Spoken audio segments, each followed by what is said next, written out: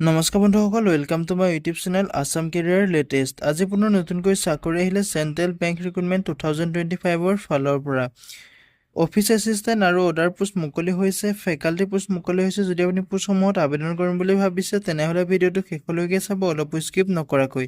এই পোষ্টসমূহত আপুনি কেনেদৰে আবেদন কৰিব, আবেদন কৰিবলৈ আপোনাৰ বয়সৰ সময়সীমা কিমান লাগিব, কিমান এপ্লিকেশ্যন ফিজ কাটিব লাগিব, সম্পূৰ্ণ তথ্য এই ভিডিঅ'টোত আলোচনা কৰিম। ভিডিঅ'টো শেষলৈকে চাই যাব, অলপো স্কিপ নকৰাকৈ।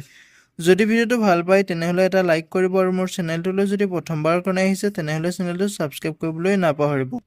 লগতে ভিডিঅ' ডেছক্ৰিপশ্যনত মই হোৱাটছআপ চেনেলৰ লিংক দিছোঁ, তাতো গৈ আপোনালোকে হোৱাটছআপ চেনেলটো ফ'ল' কৰি ল'ব, যাতে প্ৰতিদিনে জবৰ আপডেটসমূহ সকলোতকৈ আগতীয়াকৈ পাই থাকিব পাৰে। লগতে ভিডিঅ'টো সকলো বন্ধু বান্ধৱীলৈ শ্বেয়াৰ কৰি দিব, যাতে সকলোৱে জবৰ আপডেটসমূহ প্ৰতিদিনে পাই থাকিব পাৰে।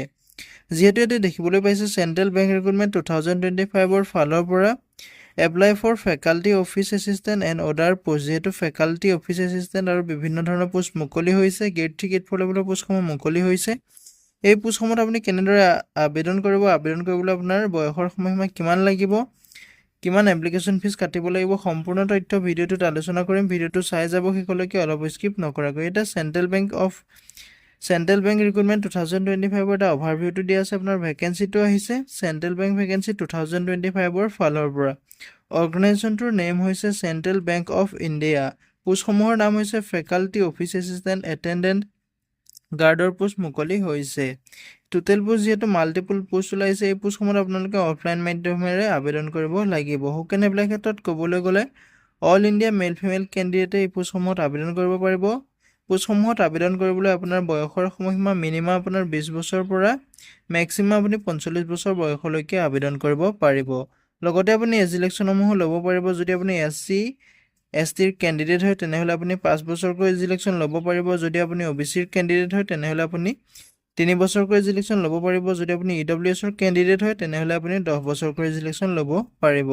এপ্লিকেশ্যন ফিজৰ ক্ষেত্ৰত ক'বলৈ গ'লে ইয়াতে কোনো ধৰণৰ এপ্লিকেশ্যন ফিজ পে'মেণ্ট কৰিব নালাগে। জেনেৰেল, OBC, SC/ST, PWD বিলাক কোনো কথা নাই, ইয়াতে কোনো ধৰণৰ এপ্লিকেশ্যন ফিজ পে'মেণ্ট কৰিব নালাগে। চিলেকশ্যন প্ৰচেছটো আপোনালোকৰ এটা ইণ্টাৰভিউ হ'ব, ইণ্টাৰভিউৰ পিছতে আপোনাৰ DV কৰিব, মানে ডকুমেণ্ট ভেৰিফিকেশ্যন কৰিব, তাৰপিছতে আপোনাৰ এখন মেৰিট লিষ্ট মাৰিব। এডুকেশ্যন কোৱালিফিকেশ্যন এই পোষ্টটোত আবেদন কৰিবলৈ আপোনাৰ কোনো আপোনাৰ 10 পাছ কৰাব বুলি নহয়, আপোনাৰ 7 পাছ, 10 পাছ, 12 পাছ, গ্ৰেজুৱেশ্যন ইয়াতে সকলোৱে আবেদন কৰিব পাৰিব। যদি আপুনি পোষ্টসমূহত ইণ্টাৰেষ্টেড হয়, এলিজিবল হয়, আবেদনসমূহ কৰি ল'ব পাৰিব। ইম্পৰ্টেণ্ট ডকুমেণ্টসমূহ হৈছে আপোনাৰ পাছপৰ্ট চাইজ ফটোকপি লাগিব, ছিগনেচাৰ লাগিব, আধাৰ কাৰ্ড লাগিব, এডুকেশ্যন চাৰ্টিফিকেট লাগিব, কাষ্ট চাৰ্টিফিকেট লাগিব আৰু এজ প্ৰুফৰ কাৰণে আপোনাৰ এজ প্ৰুফ চাৰ্টিফিকেট লাগিব। হাউ টু এপ্লাই ক্ষেত্ৰত ক'বলৈ গ'লে যদি আপুনি পোষ্টসমূহত ইণ্টাৰেষ্টেড হয়, এলিজিবল হয়, ভিডিঅ' ডেছক্ৰিপশ্যনতে মই এপ্লাই কৰা ফৰ্মৰ লিংক দিম, যিখন অফলাইন ফৰ্ম আছে। সেই ফৰ্মখন আপুনি ডাউনলোড কৰি যিটো এড্ৰেছ আছে এড্ৰেছটোত আপুনি চেণ্ড কৰি দিব লাগিব। লগতে আপোনাৰ ৰিজামখনো দিব লাগিব, তেতিয়া আপোনাৰ পোষ্টসমূহত কোনটো পোষ্টৰ ক্ষেত্ৰত আপুনি এলিজিবল হ'ব আপোনাৰ চেক কৰি ল'ব। ইয়াতে ইম্পৰ্টেণ্ট ডেটসমূহ হৈছে ষ্টাৰ্টিং অলৰেডি ষ্টাৰ্ট হৈ গৈছে। লাষ্ট ডেটটো আপোনাৰ 4 ছেপ্টেম্বৰলৈকে লাষ্ট ডেট আছে। যিহেতু গ্ৰেড 3 গ্ৰেড 4 লেভেলৰ পোষ্টসমূহ মুকলি হৈছে, বহুতে ভাল সুবিধা আহিছে, সুযোগ আহিছে। যদি আপুনি আবেদন কৰিম বুলি ভাবিছে, ভিডিঅ' ডেছক্ৰিপশ্যনতে মই আবেদনৰ যিখন ফৰ্ম আছে অফলাইন ফৰ্মৰ লিংক দিছোঁ, তাতে গৈ আপুনি আবেদনসমূহ কৰি ল'ব পাৰিব।